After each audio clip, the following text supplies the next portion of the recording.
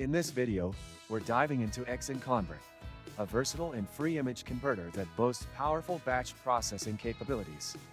XnConvert supports over 500 file formats, making it an ideal tool for converting and resizing images with ease. The interface may look dated to some, but it's straightforward and gets the job done quickly.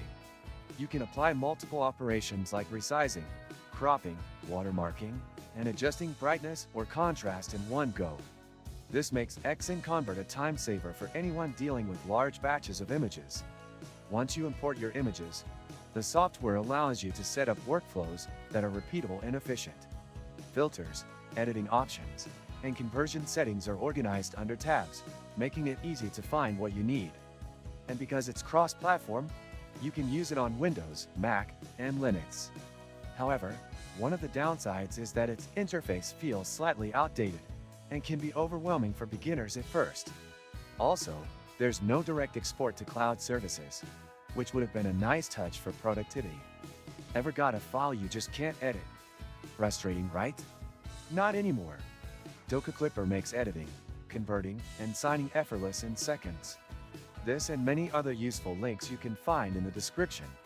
Moving on, XnConvert also supports command line usage, which is a big plus for more advanced users looking to automate their tasks. The software speed is impressive, especially when processing high volumes of images. However, the editing tools are basic compared to more professional software, so if you're looking for extensive photo editing capabilities, you might be disappointed. But for quick and efficient conversion tasks, XnConvert excels. Another thing worth mentioning is that XnConvert is completely free for private use. This makes it an excellent choice for hobbyists, students, or even professionals who need a reliable conversion tool without breaking the bank. It's also regularly updated, which shows the developers are actively working on improving the software. If you find this review helpful, don't forget to like the video and subscribe to the channel for more honest software reviews.